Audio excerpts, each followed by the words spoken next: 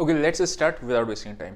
डाउ market, US के market जो है 1000 पॉइंट्स तक गिरे हैं और इतना ज़्यादा अगर ब्लड बात आया है तो ऐसा क्यों हुआ है, इसको बहुत ही इजी लैंग्वेज में समझेंगे। इन्फ्लेशन का क्या इम्पैक्ट पड़ता है, इन्फ्लेशन होता क्यों है, आगे क्या कर सकते हैं, ट्रेडर को क्या करना चाहिए, इन्वेस्टर को क्या करना चाहिए, सब चीज़ें अपने लोग इसमें कवर करेंगे। ठीक है, जैसे आरबीआई के गवर्नर अपने शशिकांत दास हैं, वैसे ही इनका जेरम पॉवेल था।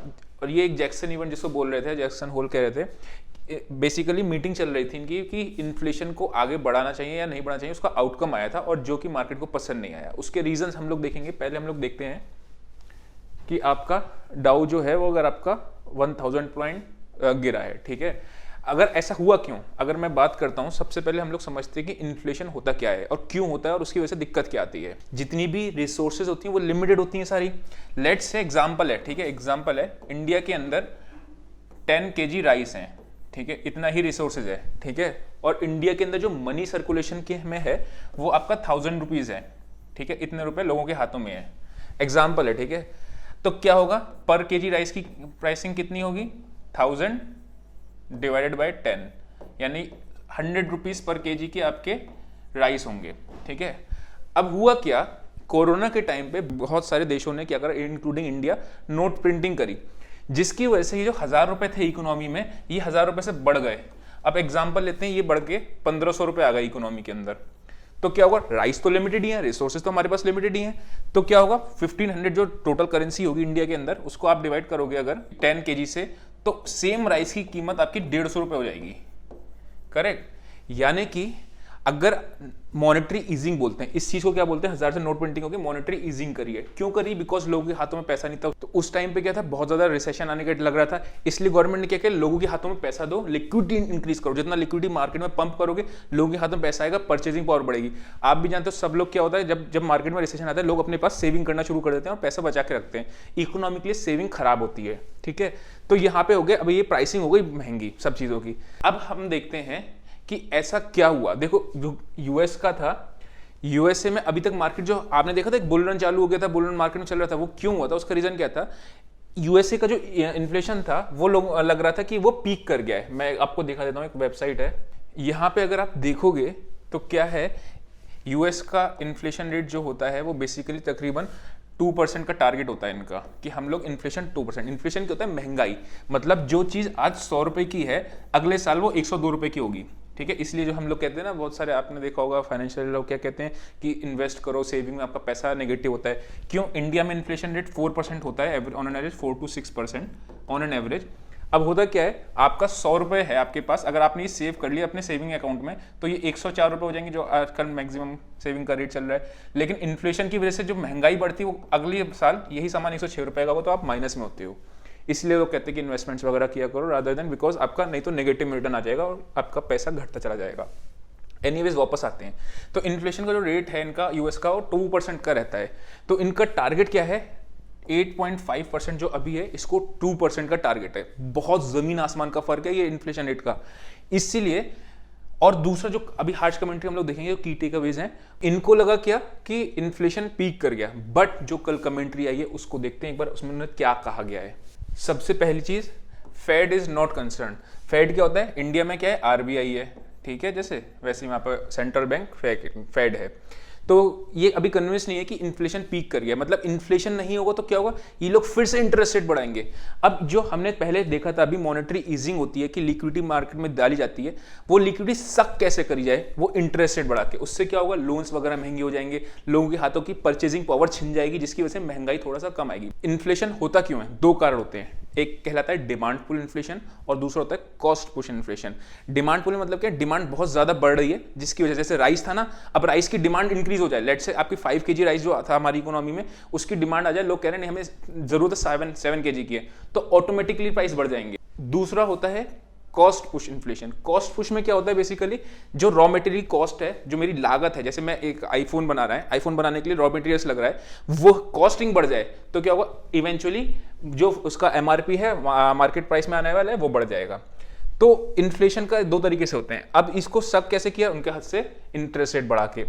तो इंटरेस्ट रेट जो बढ़ रहे थे, अब ध्यान से सुनना, यहाँ पे रीजन क्या था, जो इंटरेस्ट रेट बढ़े थे लोगों को लगेगा कि यार इन्फ्लेशन पीक कर गया, अब इंटरेस्ट रेट जो है वो 0.75 बेसिस से और अगले साल में हॉकिश नहीं होंगे, मतलब हॉकिश मतलब बहुत स्ट्रिक्ट नहीं होंगे। लेकिन उन्होंने ये बात क्लियर कर दी, नहीं अभी नहीं हुआ है पीक और अभी और भी स्टेप्स उठाने पड़ेंगे।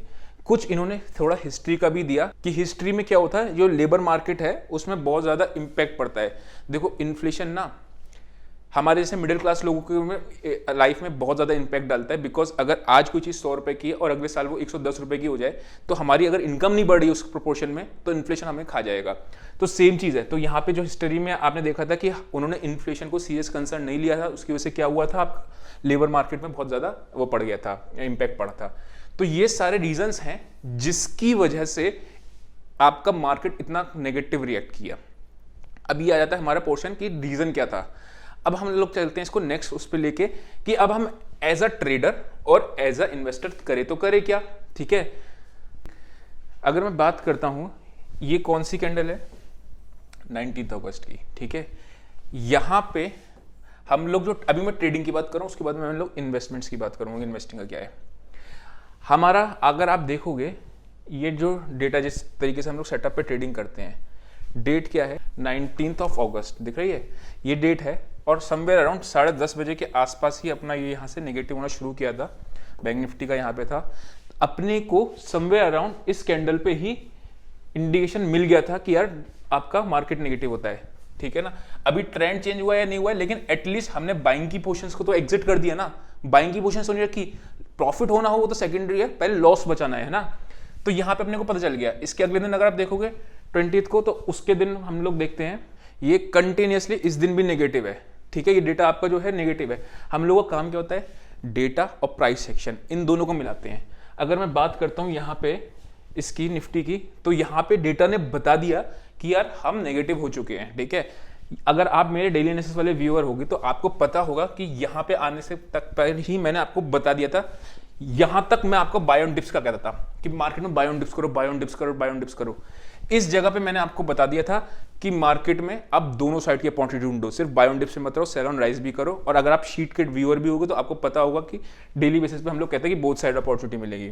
अब क्या होता है यहां पे आके भी, अगर मैं कल की भी बात करूं, लेट्स से जो अभी फ्राइडे निकला है उस फ्राइडे की अपन बात करते हैं 26 अगस्त। ठीक है, और यहां पे भी आपका ये नेगेटिव था। मतलब हमको फर्क नहीं पड़ता कि ग्लोबली क्या हो रहा है नहीं हो रहा है। एज अ ट्रेडर हम सिर्फ प्राइस सेक्शन देखते हैं और हमारा डेटा क्या कह रहा है वो देखते हैं। ये देखेंगे, इससे पता चल जाएगा। अगर ये माइनस में, एटलीस्ट मैं यहाँ पे कॉल्स तो खरीद के नहीं जाऊंगा इस जगहों पे, पुट बाय करूं ना करूं सेकेंडरी है। ठीक है, लेकिन कॉल खरीद के तो फिर गुनाह कर दिया है ना, तो वो चीज है। तो एट इवेंट से पहले ही हमको पता था कि यार मार्केट में आपको बायर तो नहीं रहना है। अगर आप अभी लेटेस्ट जो फ्राइडे वाली वीडियो देखोगे उसमें मैंने बता दिया था, मैंने वो वीडियो रिकॉर्ड नहीं करी थी, डाउ 1000 पॉइंट गिरा था, वो मैंने वीडियो करी थी पहले रिकॉर्ड। उस टाइम पे मेरे को नेगेटिव सिग्नल था। ठीक है, कि मार्केट यहाँ से आपका नेगेटिव जा सकती है और अब गैप डाउन खुलेगी, बट ऑब्वियसली सबको पता है कि मार्केट नीचे ही खुलेगा। ठीक है, अब एज अ ट्रेडर हम करें क्या, जैसा डेटा बताएगा सेल ऑन राइज करते रहेंगे। ठीक है, सेल ऑन राइज की स्ट्रेटेजी पर जाएंगे। एटलीस्ट मैंने आपको अगर बात बता दूं, ये 16,050 के आसपास जब मार्केट था उसी टाइम पे मैंने आपको शॉर्ट टर्म इन्वेस्टमेंट्स का भी बताया था कि स्विंग ट्रेडिंग के लिए आप बाय कर सकते हो, कुछ स्टॉक्स है। उस टाइम पे मार्केट अच्छा दिख रहा था। यहाँ पे मैंने भी अपनी स्विंग ट्रेडिंग के स्टॉक्स निकाले थे। ये बात भी मैंने डेली एनालिसिस में बता दी थी कि मैं अब निफ्टी बैंक अगर आप 40,000 के आसपास आएगी तो मैं थोड़ा स्विंग प्रो ट्रेडिंग को खाली करूंगा। सेम चीज़ अब यहाँ पे है। अब अगर थोड़ा सा मैं कॉशियसली होऊंगा, सेल ऑन राइज की स्ट्रेटेजी पे आऊंगा। दूसरा, अगर डेटा जब तक प्रॉपर साथ नहीं देगा, ठीक है, तब तक मैं बाय ऑन डिप्स पे नहीं जाऊंगा, सेल ऑन ऐसी कोशिश करूंगा कि मार्केट में सेलिंग की अपॉर्चुनिटी ढूंढूं। अब थोड़ा सा हम लोग इंडिया की सिचुएशन देखते हैं। ठीक है, ये तो हो गया आपका यूएस का। इंडिया थोड़ा सा स्वीटर स्पॉट पे खड़ा है। ठीक है, कैसे, क्योंकि इन्होंने हमारा कंफर्म कर दिया, जैसे उनके जेरोम पावल है वैसे अपने शशिकांत दास जी हैं। इन्होंने क्या कहा, इन्होंने कहा कि हमारा इन्फ्लेशन पीक कर गया, नेक्स्ट ईयर से इन्फ्लेशन थोड़ा कम होगा। इन्फ्लेशन कम होगा दैट मीन्स बेसिकली इन्फ्लेशन महंगा है तो दिक्कत क्या है, इंटरेस्ट रेट हाइक, जिसकी वजह से ग्रोथ पे डायरेक्ट इंपैक्ट पड़ेगा। बिकॉज ग्रोथ कैसे होगी, जब बैंक्स लोन बांटेंगे, एसएमईज को लोन वगैरह मिलेगा, तब वो और नया बिजनेस लगाएंगे, वहां से आपको ग्रोथ आएगी। लेकिन अगर वो लोन महंगा हो जाएगा तो ऑब्वियसली ग्रोथ पे डायरेक्ट इंपैक्ट पड़ेगा। अब आपको उस क्वेश्चन का भी आंसर मिल गया होगा कि नेस्डेक ज्यादा क्यों गिरता है, मतलब आईटी के शेयर ज्यादा क्यों गिरते हैं। रीजन क्या है, ये सारे होते हैं प्रीमियम वैल्यूएशन पे आईटी के जितने स्टॉक्स होते हैं। अब क्या है, ग्रोथ जितनी ज्यादा है इनको वैल्यूएशन भी रिच मिला है। अगर ग्रोथ हैम्पर होगी, इंटरेस्ट रेट हाइक होने से, बहुत ज्यादा हाइक होने से ग्रोथ हैम्पर होगी ही होगी, बिकॉज मार्केट से लिक्विडिटी खिंचेगी, लोगों के हाथ से पैसा जाएगा, तो क्या होगा, वो परचेसिंग पावर डिक्रीज होगी, जिसकी वजह से अल्टीमेटली ग्रोथ पे इंपैक्ट पड़ेगा। इसीलिए कहते हैं कि इन्फ्लेशन रेट अगर आपका बढ़ता है तो मार्केट के लिए वो नेगेटिव होता है। कुछ हद तक इन्फ्लेशन रेट बढ़ना अच्छा रहता है मार्केट्स के लिए भी, लेकिन अगर वो हद से ज्यादा बढ़ जाता है तो दिक्कत है, जो कि अभी चल रहा है। तो इंडिया अपने थोड़ा सा स्वीटर स्पॉट पे, तो आप देखना जितना यूएस गिरेगा उतना इंडिया नहीं गिरेगा इस कंपेरेटिवली, ठीक है। अगर मैं बात करता हूं एज एन इन्वेस्टर की, ट्रेडर की हमने बात कर ली, एज एन इन्वेस्टर की हम बात करें तो क्या करें। देखो, सबसे पहले एक चीज हमेशा याद रखना, हमेशा अभी सारा कैश डिप्लॉय करने की जरूरत नहीं है। मतलब मेरे पास पैसा आ गया, 17,000 मार्केट आ गया, सारा कैश नहीं, ऐसा नहीं होता। चंक्स में हमेशा करना होता है। जब भी मार्केट पिछली बार 15,200 तक गया था तो हमने भी चंक्स में ही तभी इन्वेस्ट किया था, ताकि हमारे हाथ से मार्केट भी ना निकले, बिकॉज हमें नहीं पता मार्केट कहाँ जाने वाली, कोई फ्यूचर नहीं जानता है, ठीक है। लेकिन हम क्या है हमारे हाथ में, अगर आपने सारा कैश लगा दिया अभी तो दिक्कत क्या होगी, जब आपको अपॉर्चुनिटी मिलेगी तब आप वो कैश नहीं लगा पाओगे, नंबर 1। तो स्टैगर वे में इन्वेस्ट करना है, कभी भी करना है तो। सेकंड, जो एग्जिस्टिंग होल्डिंग है, मतलब मेरे पास पड़े हुए शेयर्स, उसका क्या करूं। इन्वेस्टमेंट जब आपने किया होगा, आपके दिमाग में साइकोलॉजी ये नहीं होगी कि मैं इसको अभी ऊपर नीचे आएगा, डे टू डे फ्लक्चुएशन आएंगी, या फिर ऊपर नीचे आएगा, उतार चढ़ाव आएगा, वॉलेटिलिटी होगी तो मैं निकल जाऊंगा। नहीं, आपके दिमाग में क्या है, मैंने इसमें इन्वेस्ट किया है 5 साल, 10 साल, 15 साल के लिए मैंने इन्वेस्ट किया है। अगर मैं ये नहीं जानता कि फ्यूचर क्या होगा, लेकिन मैं इतना ज़्यादा कह सकता हूँ कि इवेंचुअली निफ्टी ऊपर ही जाएगा, ठीक है, तो फिर टेंशन किस बात की है, ठीक है। तो इन्वेस्टर्स, अगर आपने इन्वेस्टमेंट क्वालिटी कंपनीज के अंदर किया हुआ है तो कोई टेंशन वाली बात नहीं, धीरे धीरे। अच्छा, बस मेन पर्पस क्या है कि सारा पैसा अभी नहीं लगाना है, ठीक है, थोड़ा थोड़ा करके चंक्स में लगाना होता है। और होल्डिंग जो है वो अगर आपकी ऑब्वियसली लॉन्ग टर्म के लिए होगी। अगर आपकी लॉन्ग टर्म की होल्डिंग नहीं है, वो आपको डर लग रहा है अपने इन्वेस्टमेंट करके और मैं फंस गया हूँ यहाँ पे, जो भी आपके शेयर्स रेड में दिखेंगे, तो क्या है, इसका मतलब आपकी साइकोलॉजी ठीक नहीं है। क्यों ट्रेडर बनना, आपका घर होता है, आपने घर खरीदा है, अब जब स्टॉक्स में लंबे समय के लिए इन्वेस्ट करते हो तो घर की तरह करते हो ना। आप क्या घर, अगर आज घर की वैल्यू कम हो जाएगी तो मैं घर बेच देता हूँ, नहीं करता ना। तो अपना नजरिया बदलो स्टॉक्स की तरफ, ठीक है। स्टॉक मार्केट अगर लॉन्ग टर्म कर रहे हो, ट्रेडिंग कर रहे हो तो हमें trend is my friend, correct, trend के साथ चलूंगा कि मैं ट्रेंड ऐसा चल रहा है तो मैं उसी के हिसाब से चलूंगा।